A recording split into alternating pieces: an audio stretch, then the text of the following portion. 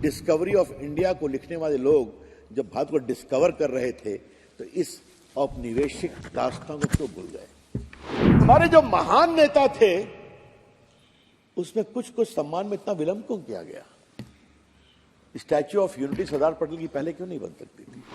नेताजी सुभाष चंद्र बोस की मूर्ति दिल्ली में तभी क्यों लगी जब नरेंद्र मोदी भारत के प्रधानमंत्री बने? प्रभुराम के मंदिर को बनने में 500 साल क्यों लगे? एक बहुत महत्वपूर्ण पहलू है जो मैं इस सदन के सामने बड़ी विनम्रता से रखना चाहूंगा। माननीय सभापति जी, उनको हिंदुस्तान पे राज करना था तो ऐसे हिंदुस्तानी भी चाहिए जिनका चेहरा हिंदुस्तानी था लेकिन दिमाग अंग्रेज था और दिल में अंग्रेजों के लिए सम्मान था। Their skin may be Indian, but their mind must be British. तो उसके लिए यूनिवर्सिटी खोलनी थी, पढ़ाई करना था। जब मैं थोड़ा इस पर शोध किया तो मुझे एक बहुत रोचक बात मालूम हुई। माननीय सभापति जी, जितने पुराने विश्वविद्यालय हैं भारत के, ये सबों के स्थापना का कालखंड लगभग वही है जब ये तीनों कानून बनते हैं। चाहे वो कलकत्ता यूनिवर्सिटी है या बॉम्बे यूनिवर्सिटी है या बाकी यूनिवर्सिटी, कुछ पहले खुली होगी, लेकिन बड़ी बड़ी यूनिवर्सिटी के खुलने का समय भी इन कानूनों के साथ साथ का ही है। इसकी पृष्ठभूमि समझनी बहुत जरूरी है। जो मैंने आरंभ में कहा, यह न्याय संहिता है, पेनल कोड नहीं है।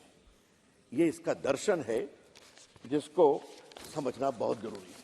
लेकिन हां, एक चिंता की बात होती है, इतना लंबा समय क्यों लगा, क्यों लगना चाहिए?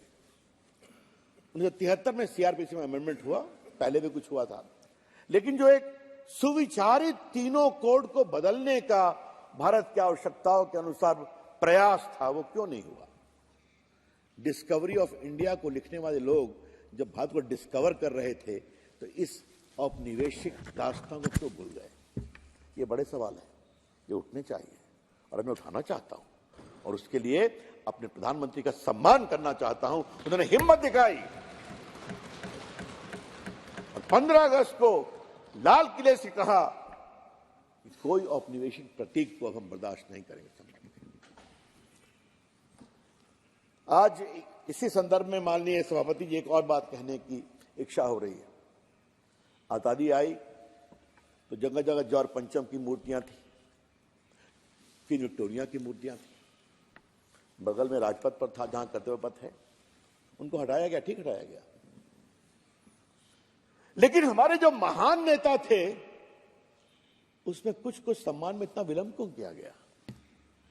Statue of unity Sardar Patel की पहले क्यों नहीं बन सकती थी? उसके लिए क्यों नरेंद्र मोदी को आना पड़ा? ये बड़े सवाल है, उठने चाहिए। ये उसी मानसिकता से लिंक्ड है। नेताजी सुभाष चंद्र बोस की मूर्ति दिल्ली में तभी क्यों लगी जब नरेंद्र मोदी भारत के प्रधानमंत्री बने? ये जो पूरी सोच है इसको समझना बहुत जरूरी है। और आज चूंकि आपने कृपा पूर्वक अनुमति दी है कि अंग्रेजों के इस कानून के समापन पर और भारतीय प्रयास को रखने का मुझे अवसर मिला है माननीय गृह मंत्री के इस बिल पर, तो मेरे मन के जो उद्गार थे वो मैं रखने की कोशिश करूं। अध्यक्ष जी, गुलामी मानसिकता के बारे में कुछ और कहने की इच्छा है और कृपया करके मुझे आप अनुमति दीजिए। विषय इससे सीधा नहीं जुड़ा है लेकिन विषय जुड़ा है। प्रभुराम के मंदिर को बनने में 500 साल क्यों लगे, ये मुझे आज उठाने की इच्छा है। मेरा परम सौभाग्य था कि इस मामले में एक वकील के रूप में पेश होने का मुझे सौभाग्य मिला था इलाहाबाद हाई कोर्ट में। लेकिन 500 साल क्यों? आज जो कृष्ण जन्मभूमि है, आज जो काशी विश्वनाथ का मंदिर है, उसके लिए संघर्ष क्यों करना पड़ता है? जब आजाद भारत बनता है तो आजाद भारत की जो आजाद आस्था है उसका भी संबंध होना चाहिए, नहीं होना चाहिए? ये बड़े सवाल हैं, उठने चाहिए।